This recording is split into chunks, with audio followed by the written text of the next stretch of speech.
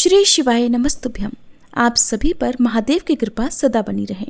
इससे पहले का अध्याय सुनने के लिए और कमेंट्स करने के लिए आप सबका बहुत बहुत धन्यवाद। आज सुनिए शिव महापुराण कथा में आगे का वृत्तांत। सनत कुमार जी कहते हैं, महर्षि, जब उस दूत ने शंखचूड़ के पास जाकर विस्तार पूर्वक शिव जी का वचन कह सुनाया तथा तत्वतः उनके यथार्थ निश्चय को भी प्रकट किया, तब उसे सुनकर प्रतापी दानवराज शंखचूड़ ने भी परम प्रसन्नता पूर्वक युद्ध को ही स्वीकार किया। फिर तो वह तुरंत ही मंत्रियों सहित रथ पर जा बैठा और उसने अपनी सेना को शंकर जी के साथ युद्ध करने का आदेश दे दिया। इधर अखिलेश्वर शिव जी ने भी तत्काल ही अपनी सेना को और देवों को आगे बढ़ने की आज्ञा दी और स्वयं भी लीलावश युद्ध के लिए सन्नद्ध हो गए। फिर तो शीघ्र ही वह युद्ध भी आरंभ हो गया। उस समय नाना प्रकार के रणवाद्य बजने लगे। वीरों के शब्द और कोलाहल चारों ओर गूंज उठे। मुने, इस प्रकार देवताओं और दानवों का परस्पर युद्ध होने लगा। उस समय वे दोनों सेनाएं धर्म पूर्वक जूझने लगी। स्वयं महेंद्र वृषपर्वा के साथ लड़ने लगे और विप्रचित्ति के साथ सूर्य का धर्म युद्ध होने लगा। विष्णु दंभ के साथ भीषण संग्राम करने लगे। कालासुर से काल, गोकर्ण से अग्नि, कालकेय से कुबेर, मय से विश्वकर्मा, भयंकर से मृत्यु, संहार से यम, कालांबिक से वरुण, चंचल से वायु, घट पृष्ठ से बुध, रक्ताक्ष से शनिश्चर, रत्नसार से जयंत, वर्चागणों से वसुगण, दोनों दीप्तिमानों से दोनों अश्विनी कुमार, धूम्र से नलकुबर, धुरंधर से धर्म, गणकाक्ष से मंगल, शोभाकर से वैश्वानर, पिपिट से मनमथ, गोकामुख, चूर्ण, खड्ग, धूम्र, संघल, प्रतापी विश्व और पलाश नामक असुरों से 12 आदित्य धर्मपूर्वक युद्ध करने लगे। इस प्रकार शिव जी की सहायता के लिए आए हुए अमरों का असुरों के साथ युद्ध होने लगा। 11 महारुद्र महान बल पराक्रम से संपन्न होकर 11 भयंकर असुर वीरों से भिड़ गए। उग्र और चंडादि के साथ महामणि, राहु के साथ चंद्रमा और शुक्राचार्य के साथ बृहस्पति धर्म युद्ध करने लगे। इस प्रकार उस महायुद्ध में नंदीश्वर आदि सभी शिवगण श्रेष्ठ दानवों के साथ संग्राम करने लगे। विस्तार भय से उनका पृथक वर्णन नहीं किया गया है। मुने, उस समय सारी सेनाएं निरंतर युद्ध में व्यस्त थी और शंभु काल्यसुत के साथ वट वृक्ष के नीचे विराजमान थे।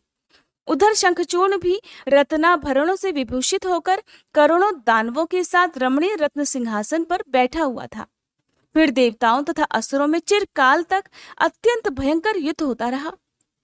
फिर शंखचूर्ण भी आकर उस भीषण संग्राम में जुट गया। इसी बीच महाबली वीर वीरभद्र समरभूमि में बलशाली शंखचूर्ण से जा भिड़े।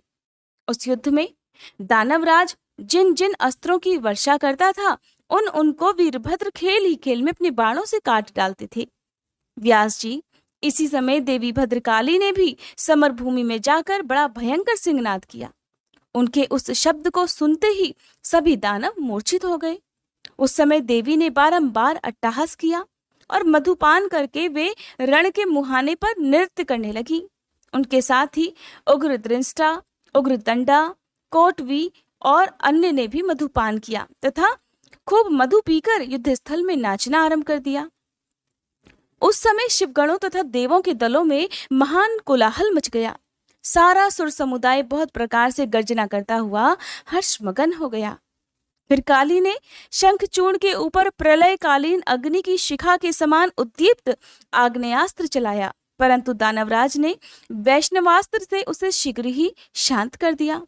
तब देवी भद्रकाली ने उस पर नारायणास्त्र का प्रयोग किया। वह अस्त्र दानव शत्रु को देकर बढ़ने लगा। तब प्रलयाग्नि की ज्वाला के समान जलते हुए नारायणास्त्र को देखकर शंखचूर्ण दंड की भांति भूमि पर लेट गया और बारंबार प्रणाम करने लगा। तब उस दानव को नम्र हुआ देख वह अस्त्र निवृत्त हो गया। तत्पश्चात देवी ने उस पर मंत्रपूर्वक ब्रह्मास्त्र छोड़ा। उस अस्त्र को प्रज्वलित हुआ देख दानवराज ने भूमि पर खड़े होकर उसे प्रणाम कर दिया और ब्रह्मास्त्र से ही उसका निवारण कर दिया। फिर वह दानवराज कुपित हो उठा और वेग पूर्वक अपने धनुष को खींचकर देवी के ऊपर मंत्र पाठ करते हुए दिव्यास्त्रों की वर्षा करने लगा। भद्रकाली समरभूमि में अपने विस्तृत मुख को फैलाकर उन अस्त्रों को निगल गईं और अट्टहास पूर्वक गर्जना करने लगी, जिससे दानव भयभीत हो गए। तब शंखचूर्ण ने काली के ऊपर 100 योजन लंबी शक्ति से वार किया, परंतु देवी ने अपने दिव्यास्त्र समूह से उसके 100 टुकड़े कर दिए। इस प्रकार उन दोनों में चिरकाल तक युद्ध होता रहा और सभी देवता तथा दानव दर्शक बनकर उसे देखते रहे। अंत में देवी ने महान कोपावेश से उस पर वेग पूर्वक मुष्टि प्रहार किया। उसकी चोट से वह दानव चक्कर काटने लगा और उसी क्षण मूर्छित हो गया। फिर क्षण भर में ही उसकी चेतना लौट आई और वह उठ खड़ा हुआ, परंतु उस प्रतापी ने मात्र बुद्धि होने के कारण देवी के साथ बाहु युद्ध नहीं किया। तब देवी ने उस दानव को पकड़कर उसे बारंबार घुमाया और बड़े क्रोध से वेग पूर्वक ऊपर को उछाल दिया। प्रतापी शंखचूर्ण वेग से ऊपर को उछला और पृथ्वी पर गिरकर पुनः उठ खड़ा हुआ। उस भयानक युद्ध में उसे बिल्कुल भी डर नहीं लग रहा था, बल्कि उसका मन प्रसन्न था। फिर वह भद्रकाली को प्रणाम करके बहुमूल्य रत्नों द्वारा निर्मित अपने परम मनोहर विमान पर जा बैठा। इधर कालिका भूख से विह्वल होकर दानवों का रक्तपान करने लगी। इसी समय वहां पर इस प्रकार आकाशवाणी हुई, ईश्वरी, अभी रणभूमि में सिंहनाद करने वाले 1.5 लाख दानवेंद्र और बचे हैं। ये बड़े उद्धत हैं, अतः तुम इन्हें अपना आहार बना लो। परंतु देवी, संग्राम में दानवराज शंखचूर्ण को मारने के लिए मन मत दौड़ाओ, क्योंकि ये तुम्हारे लिए अबध्य है, ऐसा निश्चय समझो। आकाशवाणी द्वारा कहे हुए वचन को सुनकर देवी भद्रकाली ने बहुत से दानवों का मांस भक्षण करके उनका रक्तपान किया और फिर वे शिवजी के निकट चली गईं। वहां उन्होंने पूर्वापर के क्रम से सारा युद्ध वृतांत कह सुनाया। व्यास जी ने पूछा, हे बुद्धिवान सनत कुमार जी, कालिका वह कथन सुनकर महेश्वर ने उस समय क्या कहा और कौन सा कार्य किया, उसे भी आप वर्णन करने की कृपा करें, क्योंकि मेरे मन में उसे सुनने की तीव्र इच्छा जाग उठी है। सनत कुमार जी कहते हैं, मुने, शंभु तो जीवों के कल्याण करता परमेश्वर और बड़े लीला विहारी हैं। वे काली द्वारा कहे हुए वचन को सुनकर उन्हें आश्वासन देते हुए हंसने लगे। फिर वे खुद ही अपने गणों को साथ लेकर युद्ध भूमि की ओर चले। उस समय वे महावृषभ नंदीश्वर पर सवार थे और उन्हीं के समान पराक्रमी वीरभद्र, भैरव और क्षेत्रपाल आदि उनके साथ थे। रणभूमि में पहुंचकर महेश्वर ने वीर रूप धारण कर लिया। उस समय उन रुद्र की बड़ी शोभा हो रही थी और वे मूर्तिमान काल से दिख रहे थे। जब शंखचूर्ण की दृष्टि शिवजी पर पड़ी, तब वह विमान से उतर पड़ा और परम भक्ति के साथ दंड की तरह पृथ्वी पर लौटकर उसने सिर के बल उन्हें प्रणाम किया। इस प्रकार नमस्कार करने के बाद वह तुरंत ही अपने विमान पर जा बैठा और कवच धारण करके उसने धनुष बाण उठा लिया। फिर तो दोनों ओर से बाणों की झड़ी लग गई। यो व्यर्थ ही बाण वर्षा करने वाले शिव और शंखचूर्ण का वह उग्र युद्ध सैकड़ों वर्षों तक चलता रहा। अंत में युद्ध स्थल में शंखचूर्ण का वध करने के लिए महाबली महेश्वर ने सहसा अपना वह त्रिशूल उठाया, जिसका निवारण करना बड़े बड़े तेजस्वियों के लिए भी अशक्य है। तब तत्काल ही उसका निषेध करने के लिए इस प्रकार आकाशवाणी हुई, शंकर, मेरी प्रार्थना सुनिए और इस समय इस त्रिशूल को मत चलाइए। ईश, यदि आप क्षण मात्र में पूरे ब्रह्मांड का विनाश करने में सर्वथा समर्थ हैं, फिर इस अकेले दानव शंखचूर्ण की तो बात ही क्या है। फिर भी आप स्वामी के द्वारा देव मर्यादा का विनाश नहीं होना चाहिए। महादेव, आप उस देव मर्यादा को सुनिए और आप उसे सत्य और सफल बनाइए। वह देव मर्यादा ये है कि जब तक इस शंखचूर्ण के हाथ में श्री हरि का परम उग्र कवच वर्तमान रहेगा और इसकी पतिव्रता पत्नी अर्थात तुलसी का सतीत्व अखंडित रहेगा, तब तक इस पर जरा और मृत्यु अपना प्रभाव नहीं डाल सकेंगे। अतः हे जगदीश्वर शंकर, ब्रह्मा के इस वचन को सत्य कीजिए। तब शिवजी ने उस आकाशवाणी को सुनकर तथास्तु कहकर उसे स्वीकार कर लिया और विष्णु जी को उस कार्य के लिए प्रेरित किया। फिर तो शिवजी की इच्छा से विष्णु जी वहां से चल पड़े। वे तो मायावियों में भी श्रेष्ठ मायावी ठहरे, अतः उन्होंने एक वृद्ध ब्राह्मण का वेश धारण किया और शंखचूर्ण के निकट जाकर उससे इस प्रकार कहा, हे दानवेंद्र, इस समय मैं याचक होकर तुम्हारे पास आया हूँ, तुम मुझे भिक्षा दो। दीनवत्सल, अभी मैं अपने मनोरथ को प्रकट नहीं करूंगा, जब तुम देना स्वीकार कर लोगे तब पीछे मैं उसे बताऊंगा और तब तुम उसे पूर्ण कर देना। ब्राह्मण की बात सुनकर राजेंद्र शंखचूर्ण का मुख और नेत्र प्रसन्नता से खिल उठे। जब उसने ओम कहकर उसे स्वीकार कर लिया तब ब्राह्मण ने छल पूर्वक कहा, मैं तुम्हारा कवच चाहता हूँ। ये सुनकर ऐश्वर्यशाली दानवराज शंखचूर्ण ने, जो ब्राह्मण भक्त और सत्यवादी था, वह दिव्य कवच जो उसे प्राणों के समान था वह ब्राह्मण को दे दिया। इस प्रकार श्री हरि ने माया द्वारा उससे वह कवच ले लिया और फिर शंखचूर्ण का रूप धारण करके वे तुलसी के पास जा पहुंचे। वहां जाकर सबकी आत्मा और तुलसी के नित्य स्वामी श्री हरि ने शंखचूर्ण रूप से उसके शील का हरण कर लिया। उसी समय श्री विष्णु भगवान ने शंभु से अपनी सारी बात कह सुनाई। तब शिवजी ने शंखचूर्ण के वध के निमित्त अपना उद्दीप्त त्रिशूल हाथ में लिया। परमात्मा शंकर का वह विजय नामक त्रिशूल अपनी उत्कृष्ट प्रभा बिखेर रहा था। उससे सारी दिशाएं, पृथ्वी और आकाश प्रकाशित हो उठे। वह मध्याह्नकालीन करोड़ों सूर्यों तथा प्रलयाग्नि की शिखा के समान चमकीला था। उसका निवारण करना सर्वथा असंभव था। वह दुर्धर्ष, कभी व्यर्थ न होने वाला और शत्रुओं का संहारक था। वह तेजों का अत्यंत उग्र समूह, संपूर्ण शास्त्रास्त्रों का सहायक, भयंकर और सारे देवताओं तथा असुरों के लिए दुस्सह था।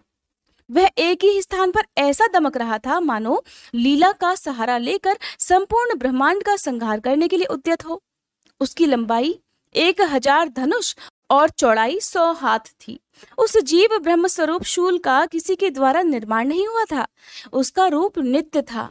आकाश में चक्कर काटता हुआ वह त्रिशूल शिवजी की आज्ञा से शंखचूर्ण के ऊपर गिरा और उसने उसी क्षण उसे राख की ढेरी बना दिया।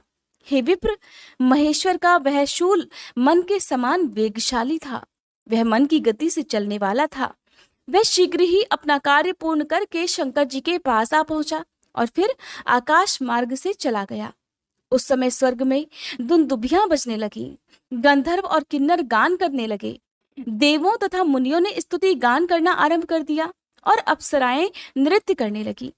शिव जी के ऊपर लगातार पुष्पों की वर्षा होने लगी और ब्रह्मा, विष्णु, इंद्र आदि देवता तथा मुनिगण उनकी प्रशंसा करने लगे।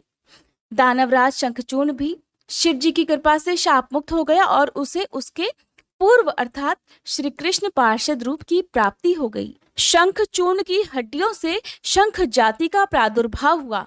जिस शंख का जल शंकर के अलावा देवताओं के लिए प्रशस्त माना जाता है। यही कारण है कि कभी भी भगवान शिव का या शिवलिंग का अभिषेक शंख से नहीं किया जाता।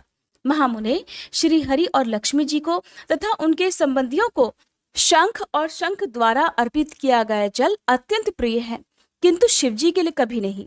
इस प्रकार शंखचूर्ण को मारकर शंकर, उमा, स्कंद और गणों के साथ प्रसन्नता पूर्वक नंदीश्वर पर सवार होकर शिवलोक को चले गए।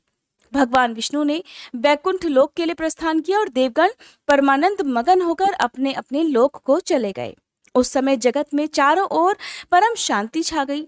सबको निर्विघ्न रूप से सुख मिलने लगा। आकाश निर्मल हो गया और सारी पृथ्वी पर उत्तम उत्तम मंगल कार्य होने लगे। मुने, इस प्रकार मैंने तुमसे महेश के जिस चरित्र का वर्णन किया है वह परम आनंददायक, सर्व दुखारी, लक्ष्मीप्रद और सभी कामनाओं को पूर्ण करने वाला है। व्यास जी के पूछने पर सनत कुमार जी ने कहा, हे महर्षि, रणभूमि में आकाशवाणी को सुनकर जब देवेश्वर शंभु ने श्री हरि को प्रेरित किया तब वे तुरंत ही अपनी माया से ब्राह्मण का वेश धारण करके शंखचूर्ण के पास जा पहुंचे और उन्होंने उससे परमोत्कृष्ट कवच मांग लिया। फिर शंखचूर्ण का रूप बनाकर वे तुलसी के घर की ओर चले। वहां पहुंचकर उन्होंने तुलसी के महल के द्वार के निकट नगाड़ा बजाया और जय जयकार से सुंदरी तुलसी को अपने आगमन की सूचना दी। उसे सुनकर सती साध्वी तुलसी ने बड़े आदर के साथ झरोखे के रास्ते राजमार्ग की ओर झांका। अपने पति को आया हुआ जानकर वह परमानंद में निमग्न हो गई। उसने तत्काल ही ब्राह्मणों को धन दान करके उनसे मंगलाचार कराया और फिर अपना श्रृंगार किया। इधर देवताओं का कार्य सिद्ध करने के लिए माया से शंखचूर्ण का स्वरूप धारण करने वाले भगवान विष्णु रथ से उतरकर देवी तुलसी के भवन में गए। तुलसी ने पति रूप में आए हुए भगवान का पूजन किया, बहुत सी बातें की, फिर उनके साथ रमण किया। तब उस साध्वी ने सुख, सामर्थ्य और आकर्षण में व्यक्ति क्रम देखकर सब पर विचार किया और संदेह उत्पन्न करने पर वह तू कौन है ऐसा डांटती भी कहने लगी। दुष्ट, मुझे शीघ्र बतला कि माया द्वारा मेरा उपभोग करने वाला तू कौन है। तूने मेरा सतीत्व नष्ट कर दिया है, अतः मैं तुझे अभिशाप देती हूँ। सनत कुमार जी कहते हैं, ब्राह्मण, तुलसी का वचन सुनकर श्री हरि ने लीला पूर्वक अपनी परम मनोहर मूर्ति धारण कर ली। तब उस रूप को देखकर तुलसी ने लक्षणों से पहचान लिया कि ये तो साक्षात विष्णु है, परंतु उसका पतिव्रत नष्ट हो चुका था। इसलिए वह कुपित होकर विष्णु जी से कहने लगी, हे विष्णु, तुम्हारा मन पत्थर के सदृश कठोर है, तुम में दया का लेश मात्र भी नहीं है। मेरे पति धर्म के भंग हो जाने से निश्चय ही मेरे स्वामी भी मारे गए होंगे, क्योंकि तुम पाषाण सदृश कठोर, दया रहित और दुष्ट हो, इसलिए अब तुम मेरे शाप से पाषाण स्वरूप ही हो जाओ। सनत कुमार जी कहते हैं, मुने, ऐसा कहकर शंखचूर्ण की वह सती साध्वी पत्नी तुलसी फूट फूट कर रोने लगी और शोकाकुल होकर बहुत तरह से विलाप करने लगी। इतने में ही वहां भक्त वत्सल भगवान शंकर प्रकट हुए और उन्होंने तुलसी को समझाकर कहा, देवी, अब तुम दुख को दूर करने वाली मेरी बात सुनो और श्री हरि भी स्वस्थ मन से उसे श्रवण करें, क्योंकि तुम दोनों के लिए जो सुखकारक होगा वही मैं कहूंगा। भद्रे, तुमने जिस मनोरथ को लेकर तप किया था, ये उसी तपस्या का फल है। भला वह अन्यथा कैसे हो सकता है? इसलिए तुम्हें उसके अनुरूप ही फल प्राप्त हुआ है। अब तुम इस शरीर को त्याग कर दिव्य देह धारण कर लो और लक्ष्मी के समान नित्य श्री हरि के साथ वैकुंठ में विहार करती रहो। तुम्हारा ये शरीर जिसे तुम छोड़ दोगी नदी के रूप में परिवर्तित हो जाएगा। वह नदी भारतवर्ष में पुण्य रूपा गंडकी के नाम से प्रसिद्ध होगी। महादेवी, कुछ काल के बाद मेरे वर के प्रभाव से देव पूजन सामग्री में तुलसी का प्रधान स्थान हो जाएगा। सुंदरी, तुम स्वर्गलोक में, मृत्युलोक में और पाताल में सदा श्री हरि के निकट ही निवास करोगी और पुष्पों में श्रेष्ठ तुलसी का वृक्ष हो जाओगी। तुम वैकुंठ में दिव्य रूप धारणी वृक्षों की अधिष्ठात्री देवी बनकर सदा एकांत में श्री हरि के साथ क्रीड़ा करोगी। उधर भारतवर्ष में जो नदियों की अधिष्ठात्री देवी होगी, वह परम पुण्य प्रदान करने वाली होगी और श्री हरि के अंशभूत लवण सागर की पत्नी बनेगी। तथा श्री हरि भी तुम्हारे शापवश पत्थर का रूप धारण करके भारत में गंडकी नदी के जल के निकट निवास करेंगे। वहां तीखी दाढ़ों वाले करोड़ों भयंकर कीड़े उस पत्थर को काटकर उसके मध्य में चक्र का आकार बनाएंगे। उसके भेद से वह अत्यंत पुण्य प्रदान करने वाली शालग्राम शिला कहलाएगी और चक्र के भेद से उसका लक्ष्मी नारायण आदि भी नाम होगा। विष्णु जी की शालग्राम शिला और वृक्ष रूपिणी तुलसी का समागम सदा अनुकूल तथा बहुत प्रकार के पुण्यों की वृद्धि करने वाला होगा। भद्रे, जो शालग्राम शिला के ऊपर से तुलसी पत्र को दूर करेगा, उसे जन्मांतर में स्त्री वियोग की प्राप्ति होगी, तथा जो शंख को दूर करके तुलसी पत्र को हटाएगा, वह भी पत्नीहीन होकर 7 जन्मों तक रोगी बना रहेगा। जो महाज्ञानी पुरुष शालग्राम शिला, तुलसी और शंख को एकत्र रखकर उनकी रक्षा करता है, वह श्री हरि का प्यारा होता है। सनत कुमार जी कहते हैं, व्यास जी, इस प्रकार कहकर श्री शंकर जी ने उस समय शालग्राम शिला और तुलसी के परम पुण्यदायक महात्म्य का वर्णन किया। फिर वे श्री हरि को और तुलसी को आनंदित करके अंतर्ध्यान हो गए। इस प्रकार सदा सत्पुरुषों का कल्याण करने वाले शंभु अपने स्थान को चले गए। इधर शंभु का कथन सुनकर तुलसी को बड़ी प्रसन्नता हुई। उसने अपने उस शरीर का परित्याग करके दिव्य रूप धारण कर लिया। तब कमलापति विष्णु उसे साथ लेकर वैकुंठ को चले गए। उसके छोड़े हुए शरीर से गंडकी नदी प्रकट हो गई और भगवान अच्युत भी उसके तट पर मनुष्यों को पुण्य प्रदान करने वाली शिला के रूप में परिणत हो गए। मुने, उसमें कीड़े अनेक प्रकार के छिद्र बनाते रहते हैं। उनमें जो शिलाएं गंडकी के जल में गिरती हैं, वे परम पुण्यप्रद होती हैं और जो स्थल पर ही रह जाती हैं, उन्हें पिंगला कहा जाता है और वे प्राणियों के लिए संताप कारक होती हैं। व्यास जी, इस प्रकार तुम्हारे प्रश्न के अनुसार मैंने शंभु का सारा चरित्र, जो पुण्य प्रदान तथा मनुष्यों की सारी कामनाओं को पूर्ण करने वाला है, तुम्हें सुना दिया। ये पुण्य आख्यान, जो विष्णु जी के महात्म्य से संयुक्त तथा भोग और मोक्ष का प्रदाता है, तुमसे वर्णन कर दिया। अब और क्या सुनना चाहते हो? तब सनत कुमार जी कहने लगे, हे व्यास जी, अब जिस प्रकार अंधकासुर ने परमात्मा शंभु के गणाध्यक्ष पद को प्राप्त किया था, महेश्वर के उस मंगल चरित को श्रवण करो।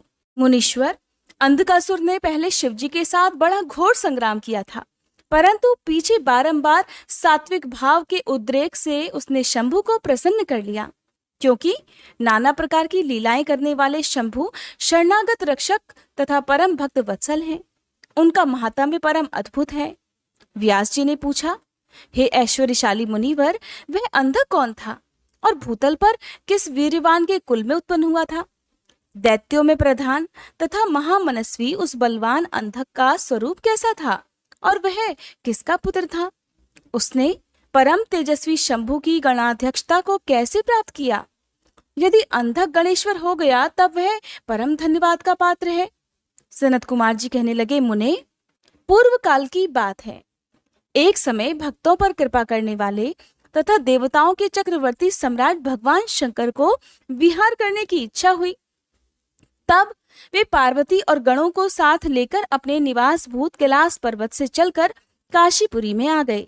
वहां उन्होंने उस पुरी को अपनी राजधानी बनाया और भैरव नामक वीर को उसका रक्षक नियुक्त कर दिया।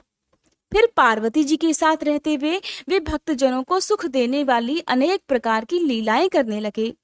एक समय वे उसके वरदान के प्रभाववश अनेकों वीरागण्य गणेश्वरों और शिवा के साथ मंदराचल पर चले गए और वहां भी तरह तरह की क्रीड़ाएं करने लगे। एक दिन जब प्रचंड पराक्रमी कपर्दी शिव मंदराचल की पूर्व दिशा में बैठे थे, उसी समय गिरिजा ने नर्म क्रीड़ावश उनके नेत्र बंद कर दिए। इस प्रकार जब पार्वती ने मूंगे, स्वर्ण और कमल की प्रभा वाले अपने कर कमलों से हर के नेत्र बंद कर दिए, तब उनके नेत्रों के मुंद जाने के कारण वहां क्षण भर में ही घोर अंधकार फैल गया। पार्वती जी के हाथों का महेश्वर के शरीर से स्पर्श होने के कारण शंभु के ललाट में स्थित अग्नि से संतप्त होकर मद जल प्रकट हो गया और जल की बहुत सी बूंदें टपक पड़ी। तदंतर उन बूंदों ने एक गर्भ का रूप धारण कर लिया।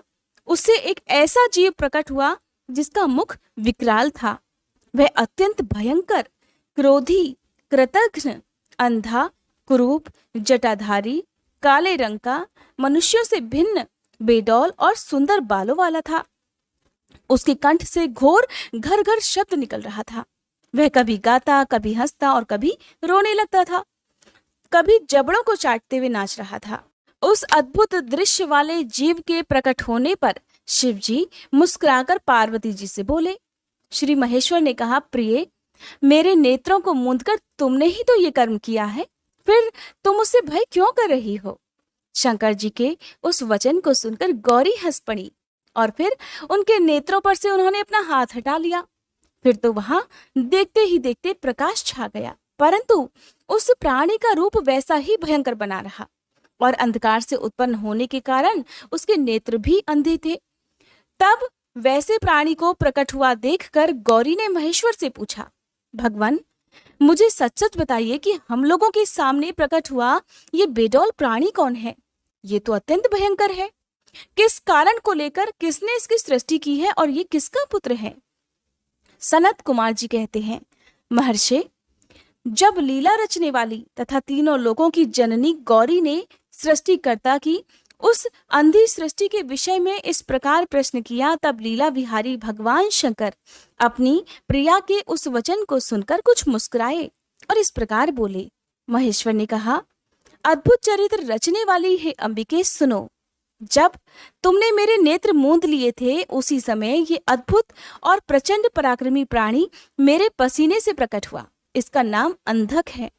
तुम ही इसको उत्पन्न करने वाली हो, अतः सखियों सहित तुम्हें करुणा पूर्वक इसकी गणों से यथा योग्य रक्षा करते रहना चाहिए। हे आर्य, इस प्रकार बुद्धिपूर्वक विचार करके ही तुम्हें सब कार्य करने चाहिए।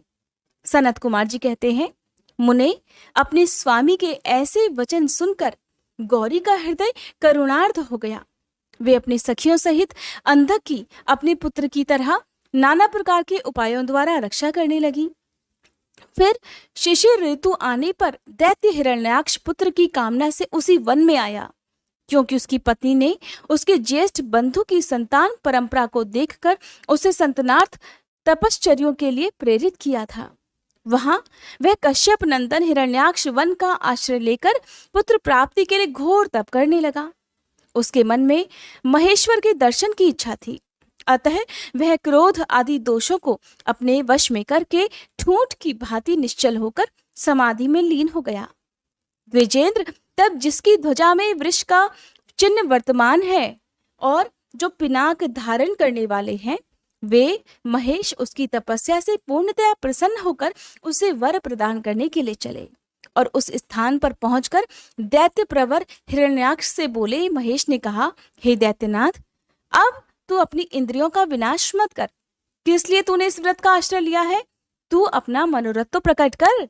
मैं वरदाता शंकर हूं, अतः तेरी जो भी इच्छा होगी वह सब मैं तुझे प्रदान करूंगा। सनत कुमार जी कहते हैं, महर्षि, महेश्वर के उस सरस वचन को सुनकर दैत्यराज हिरण्याक्ष परम प्रसन्न हुआ।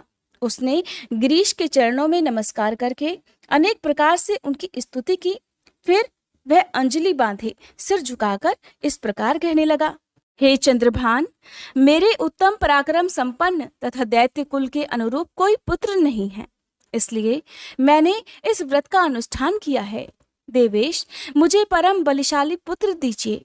सनत कुमार जी कहते हैं, मुने दैत्यराज के उस वचन को सुनकर कृपालु शंकर प्रसन्न हो गए और उससे बोले, दैत्याधिप, तेरे भाग्य में तेरे वीर से उत्पन्न होने वाला पुत्र तो लिखा नहीं है, किंतु मैं तुझे एक पुत्र देता हूँ। मेरा एक पुत्र है जिसका नाम अंधक है। वह तेरे ही समान पराक्रमी और अजेय है।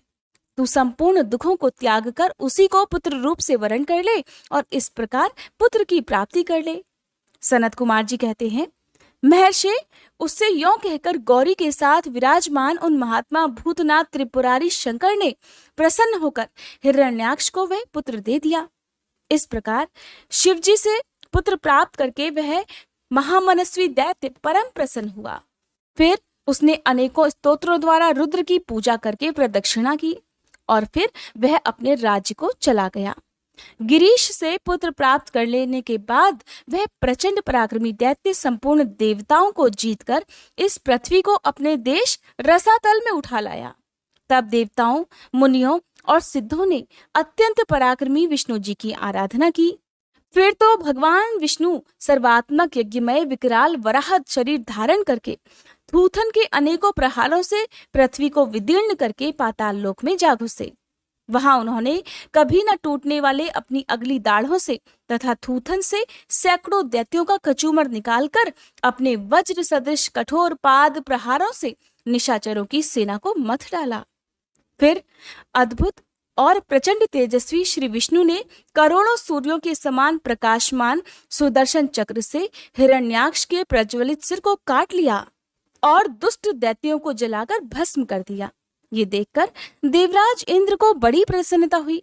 उन्होंने उस असुर राज्य पर अंधक को अभिषिक्त कर दिया।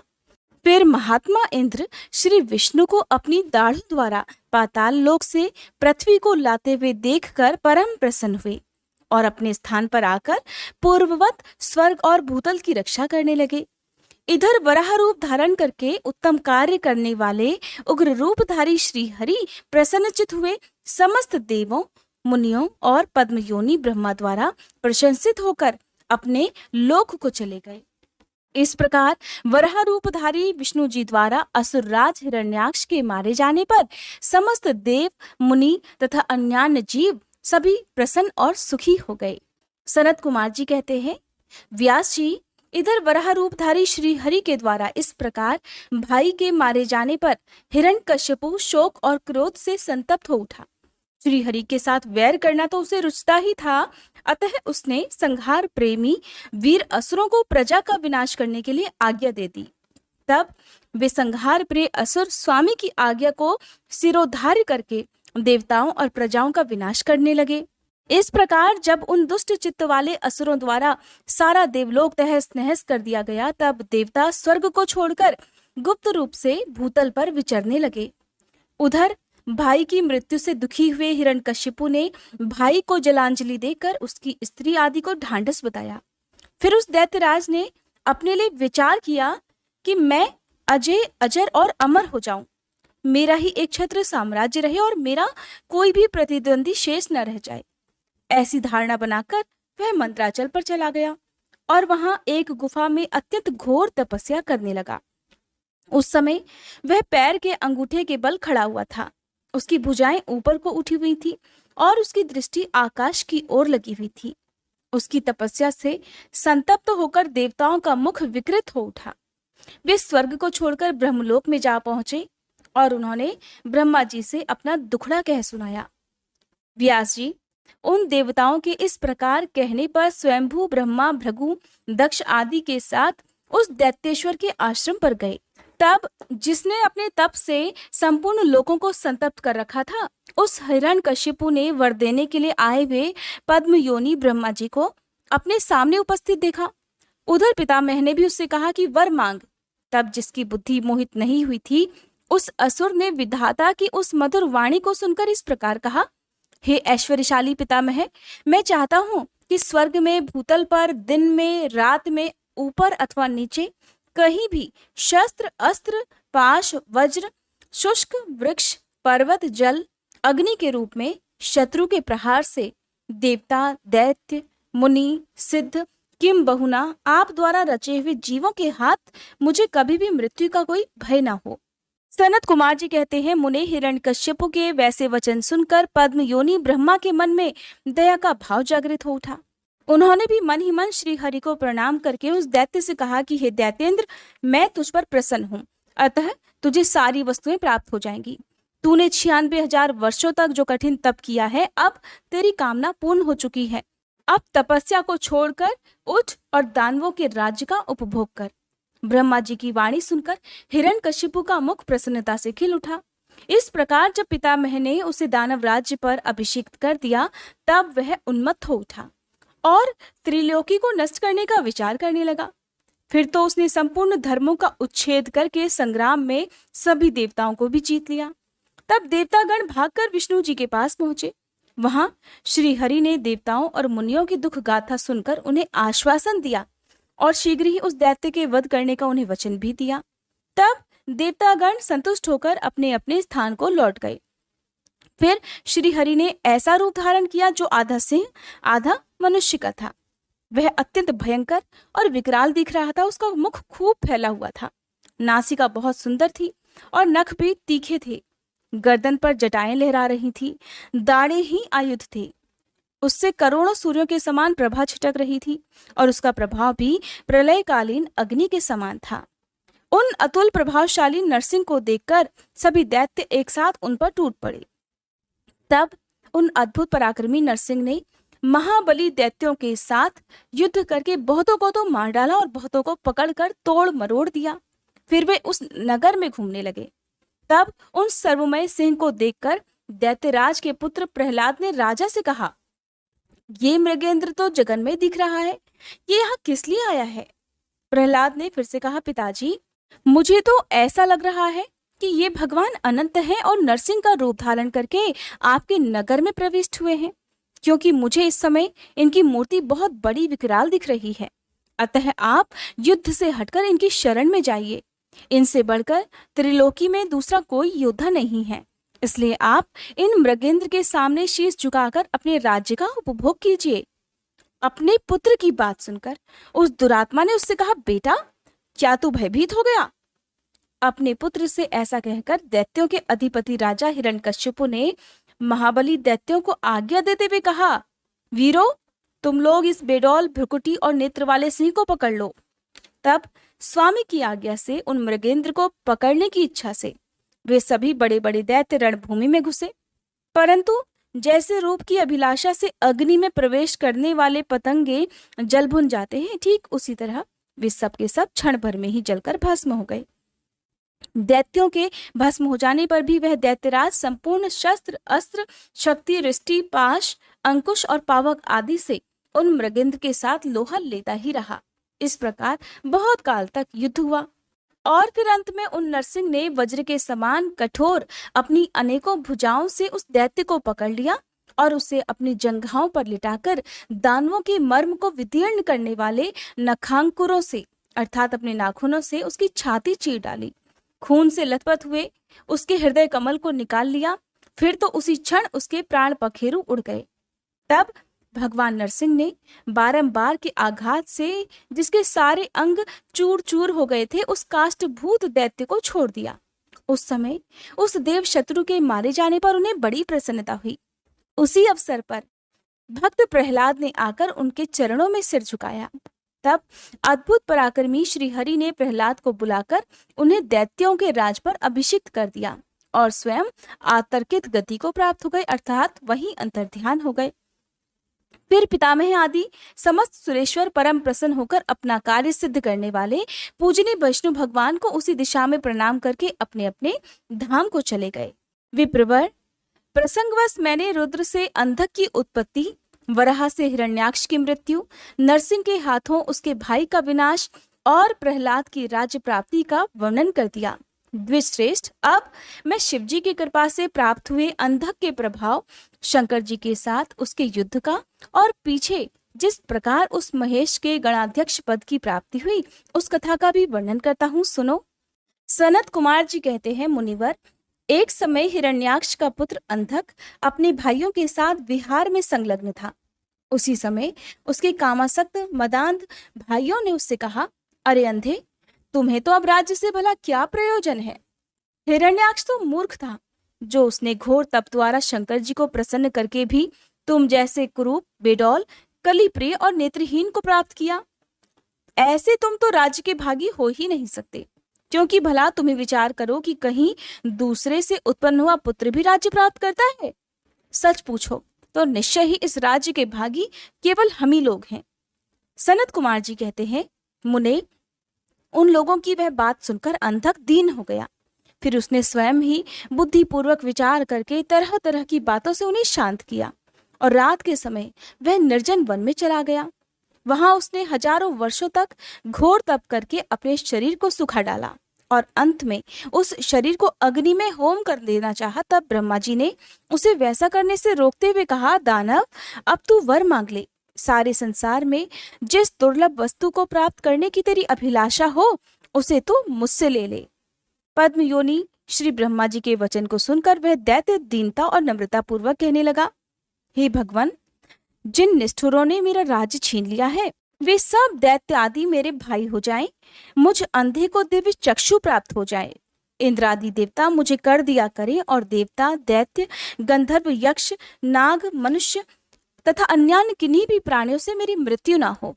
उसके उस अत्यंत दारुण वचन को सुनकर ब्रह्मा जी सशंकित हो उठे और उससे बोले, दैत्येंद्र, ये सारी बातें तो हो ही जाएंगी, किंतु तू अपने विनाश का कोई कारण भी तो स्वीकार कर ले, क्योंकि जगत में कोई भी ऐसा प्राणी नहीं हुआ है और ना ही कभी होगा जो काल के गाल में ना गया हो।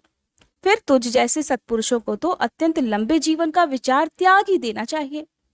ब्रह्मा जी के इस अनुनय भरे वचन को सुनकर वह दैत्य पुनः बोला, हे प्रभु, तीनों कालों में जो उत्तम, मध्यम और नीच नारियां होती हैं, उन्हीं नारियों में कोई रत्नभूता नारी मेरी भी जननी होगी। वह मनुष्य लोक के लिए दुर्लभ तथा शरीर, मन और वचन से भी अगम्य है। उसमें राक्षस भाव के कारण जब मेरी काम भावना उत्पन्न हो जाए तभी मेरा नाश हो जाए। उसकी बात सुनकर स्वयंभू भगवान ब्रह्मा जी को महान आश्चर्य हुआ। वे शंकर जी के चरण कमलों का स्मरण करने लगे। तब शंभु की आज्ञा पाकर वे उस अंधक से बोले, दैत्यवर, तू जो कुछ चाहता है वो सभी तेरे सकाम वचन पूर्ण होंगे। दैत्येंद्र, अब उठ, अपना अभीष्ट प्राप्त कर और सदा वीरों के साथ युद्ध करता रहे।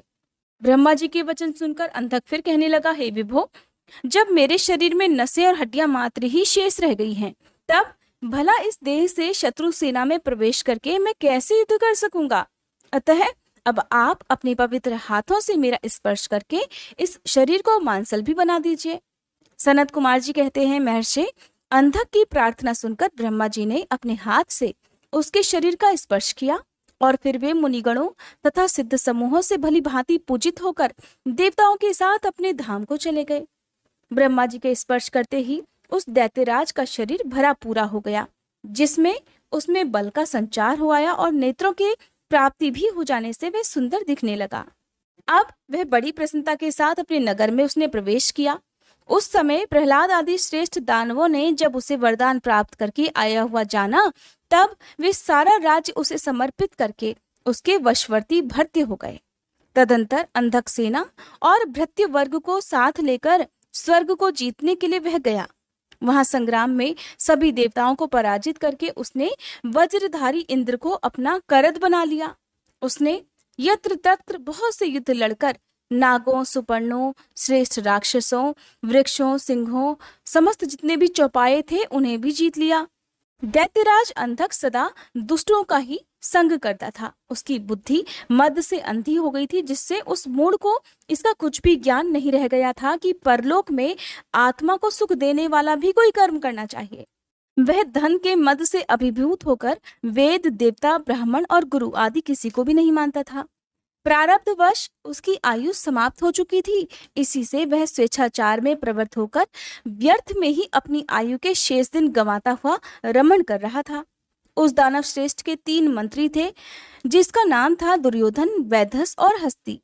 एक समय उन तीनों ने उस पर्वत के किसी रमणीय स्थान पर एक परम रूपवती नारी को देखा। उसे देखकर वे शीघ्रगामी श्रेष्ठ दैत्य हर्ष मगन होकर तुरंत ही महादैत्यपति वीरवर अंधक के पास पहुंचे और बड़े प्रेम से उस देखी हुई घटना का वर्णन करने लगे। मंत्रीगण कहने लगे, दैत्येंद्र, यहाँ एक गुफा के भीतर हमने एक मुनि को देखा है। ध्यानस्थ होने के कारण उसके नेत्र बंद हैं। वह बड़ा रूपवान है। उसके मस्तक पर अर्धचंद्र की कला अपनी छटा बिखेर रही है और कमर में गजेंद्र की खाल बंधी हुई है। बड़े बड़े नाग और उसके सारे शरीर में लिपटे रहते हैं।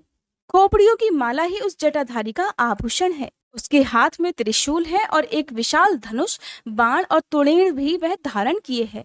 उसका अक्षसूत्र स्पष्ट दिख रहा है। उसकी 4 भुजाएं तथा लंबी लंबी जटाएं हैं। वह खड्ग, त्रिशूल और लकुट धारण किए हुए है।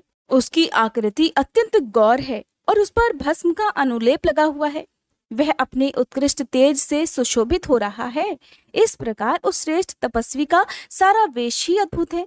उससे थोड़ी ही दूर पर हे दैत्येंद्र, हमने एक और पुरुष को देखा है, जो विकराल वानर सा है। उसका मुख बड़ा भयंकर है। वह सभी आयुध धारण किए हुए है, परंतु उसका हाथ रुक्ष है। वह उस तपस्वी की रक्षा में तत्पर है। उसके पास ही एक बूढ़ा सफेद रंग का बैल भी बैठा हुआ है। उस बैठे हुए तपस्वी के पार्श्वभाग में हमने एक शुभ लक्षण संपन्न नारी को भी देखा है। वह भूतल पर रत्न रूपा है। उसका रूप बड़ा ही मनोहर है। तरुणी होने के नाते वह मन को भी मोह लेती है। मूंगे, मोती, मणि, स्वर्ण, रत्न और उत्तम वस्त्रों से वह सुसज्जित है। उसके गले में सुंदर मालाएं लटक रही है। कहते हैं कि जिसने उसे एक बार देख लिया, उसी का नेत्र धारण करना सफल है। फिर उसे इस लोक में अन्य वस्त्रों के देखने से भला कोई प्रयोजन भी नहीं रह जाता।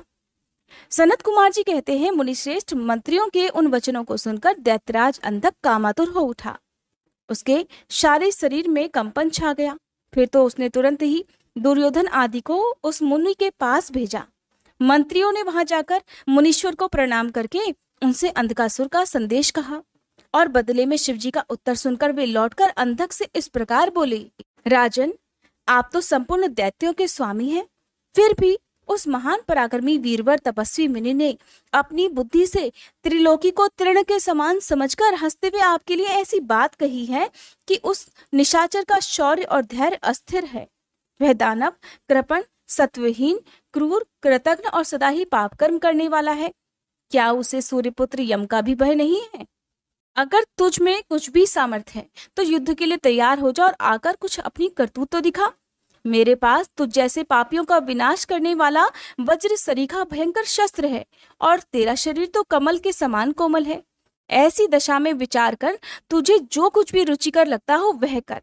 सनत कुमार जी कहते हैं, मुनिवर, मंत्रियों की बात सुनकर माता पार्वती पर मोहित हुआ वह कामांध राक्षस विशाल सेना को साथ लेकर चल दिया और वहां पहुंचकर नंदीश्वर से युद्ध करने लगा। बड़ा भयानक युद्ध हुआ। उस समय युद्ध स्थल में मांस, मज्जा और रक्त की कीच मच गई। वहां सिर कटे हुए धड़ नाच रहे थे। कच्चा मांस खाने वाले जानवर चारों ओर व्याप्त हो गए थे, जिससे वह दृश्य बड़ा भयंकर लग रहा था। थोड़ी ही देर में दैत्यगण तो भाग खड़े हुए। तब पिनाकधारी भगवान शंकर दक्ष कन्या सती को भली भांति धीरज बंधाते हुए बोले, प्रिय, मैंने जो पहले अत्यंत भयंकर महान पाशुपत व्रत का अनुष्ठान किया था, उसमें रात दिन तुम्हारे प्रसंगवश जो हमारी सेना का विनाश हुआ है, ये विघ्न सा आ पड़ा है। देवी, मरण धर्मा प्राणियों का जो अमरों पर आक्रमण हुआ है, वह मानव पुण्य का विनाश करने वाला कोई ग्रह प्रकट हुआ है। अतः अब मैं पुनः किसी निर्जन वन में जाकर उस परम अद्भुत दिव्य व्रत की दीक्षा लूंगा और उस कठिन व्रत का अनुष्ठान करूंगा। सुंदरी, तुम्हारा शोक और भय दूर हो जाना चाहिए। सनत कुमार जी कहते हैं, मुने, इतना कहकर उग्र प्रभाशाली महात्मा शंकर धीरे से अपना सिंगा बजाकर एक अत्यंत भयंकर पावन वन में चले गए। वहां वे 1000 वर्षों के लिए पाशुपत व्रत के अनुष्ठान में तत्पर हो गए। इस व्रत का निभाना देवों और असुरों की शक्ति के बाहर है। इधर शील गुण से संपन्न पतिव्रता देवी पार्वती मंदराचल पर ही रहकर शिवजी के आगमन की प्रतीक्षा करती रहती थी। यद्यपि पुत्र स्थानीय वीरकगण उनकी सुरक्षा में तत्पर थे, फिर भी उस गुह्य के भीतर अकेली रहने के कारण वे सदा भयभीत रहती थीं, जिससे उन्हें बड़ा दुख होता था। इसी बीच वरदान के प्रभाव से उन्मत्त हुआ वह दैत्य अंधक, जिसका धैर्य कामदेव के बाणों से छिन्न भिन्न हो उठा था, अपने मुख्य योद्धाओं को साथ लेकर पुनः उस गुफा पर चढ़ाया। वहां सैनिकों सहित उसने वीरक गण के साथ अत्यंत अद्भुत युद्ध किया। उस समय सभी वीरों ने अन्न, जल और नींद का परित्याग कर दिया था। इस प्रकार वह युद्ध लगातार 505 दिन रात तक चलता रहा। अंत में दैत्यों की भुजाओं से छूटे हुए आयुधों के प्रहार से नंदीश्वर का शरीर घायल हो गया, जिससे वे गुह्य द्वार पर ही गिर पड़े और मूर्छित हो गए। उनके गिरने से गुहा का सारा दरवाजा ही ढक गया, जिससे उसका खोला जाना असंभव था। फिर दैत्यों ने ही 2 घड़ी में सारे वीरक गण को अपने अस्त्र समूहों से आच्छादित कर दिया। तब पार्वती जी ने भगवान विष्णु और ब्रह्मा जी का स्मरण किया। स्मरण करते ही ब्राह्मी, नारायणी, ऐन्द्री, वैश्वानरी, याम्या, नैऋति, वारुणी, वायवी, कौबेरी, यक्षेश्वरी, गारुणी आदि देवियों के रूप में समस्त देवता यक्ष, सिद्ध, गुह्यक आदि शस्त्रों से सुसज्जित होकर अपने अपने वाहनों पर सवार होकर पार्वती जी के पास आ पहुंचे और राक्षसों के साथ भिड़ गए। कुछ समय बाद भगवान शिव भी वहां आ गए। फिर तो घोर युद्ध हुआ। तदंतर शुक्राचार्य जी को संजीवनी विद्या के द्वारा दैत्यों को जीवित करते देख भूतनाथ शिव जी उनको ही निकल गए। इससे दैत्यों की शक्ति क्षीण हो गई। व्यास जी अंधक महान पराक्रमी वीर और त्रिपुरहंता शिव जी के समान ही बुद्धिमान था। सैकड़ों वरदान मिलने के कारण वह उन्माद के वशीभूत हो रहा था। फिर भी शिव जी पर विजय पाने के लिए उसने दूसरी माया रची। जब प्रलयकालीन अग्नि के समान शरीर धारण करने वाले भूतनाथ त्रिपुरारी शंकर ने अपने त्रिशूल से उसे बुरी तरह छेद डाला, तब भूतल पर गिरे हुए उसके रक्त कणों से यूथ के यूथ अंधक प्रकट हो गए और उनसे सारी रणभूमि व्याप्त हो गई। तब आक्रांत होकर भगवान विष्णु ने प्रमदगण शिवजी को बुलाकर योग बल से एक ऐसा अजय स्त्री रूप धारण किया, जिसका मुख विकृत था और रूप उग्र, विकराल और कंकाल मात्र था। वह स्त्री रूप शंभु के कान से निकला था। जब उन देवी ने रणभूमि में उपस्थित होकर अपने युगल चरणों से पृथ्वी को अलंकृत किया, तब सभी देवतागण उनकी स्तुति करने लगे। फिर भगवान ने उनकी बुद्धि को प्रेरित किया, तो वे क्षुधार्त होकर अर्थात भूख से व्याकुल होकर रण के मुहाने पर उन सैनिकों के साथ तथा दैत्यराज के शरीर से निकले हुए अत्यंत गरम गरम रुधिर का पान करने लगी, जिससे कि राक्षसों का उत्पन्न होना बंद हो गया। फिर एकमात्र अंधक ही बचा रहा। यद्यपि उसके शरीर का रक्त सूख गया था, फिर भी वह अपने कुलोचित सनातन छात्र धर्म का स्मरण करके भगवान शंकर से युद्ध करता ही रहा। तब प्रमथनाथ शिव जी ने रणभूमि में उसका हृदय विदीर्ण करके उसे शांत कर दिया। फिर त्रिशूल भोंक कर उसे स्थाणु के समान ऊपर को उठा लिया। उसका जर्जर शरीर नीचे को लटक रहा था। सूर्य की किरणों ने उसे सुखा दिया। पवन के झोंकों से युक्त मेघों ने मूसलाधार जल बरसाकर उसे गीला कर दिया। हिमखंड के समान शीतल चंद्रमा की किरणों ने उसे विशीर्ण कर दिया। फिर भी उस दैत्यराज ने अपने प्राणों का परित्याग नहीं किया। उसने विशेष रूप से शिव जी का स्तवन किया। उस स्थिति में भी उसने भगवान शिव जी का विशेष रूप से स्तवन किया। तब करुणा के अगाध सागर शंभु प्रसन्न हो गए और उन्होंने उसे प्रेम पूर्वक गणाध्यक्ष का पद प्रदान कर दिया। फिर तो युद्ध के समाप्त हो जाने पर लोकपालों ने नाना प्रकार के सारगर्भित स्तोत्रों द्वारा विधि पूर्वक शिव जी की अर्चना की और हर्षित हुए श्री ब्रह्मा विष्णु आदि देवों ने शीश झुकाकर उत्तमोत्तम स्तुतियों द्वारा उनका स्तवन किया। फिर जय जयकार करके वे आनंद मनाने लगे और फिर शिव जी उन सभी को साथ लेकर आनंद पूर्वक गिरिराज की गुफा को लौट गए। जय भोलेनाथ। ये थी आज की कथा। उम्मीद है आपको पसंद आई होगी। इसके आगे का विस्तार पूर्वक वर्णन आप सभी अगली कथा में जरूर सुनिएगा।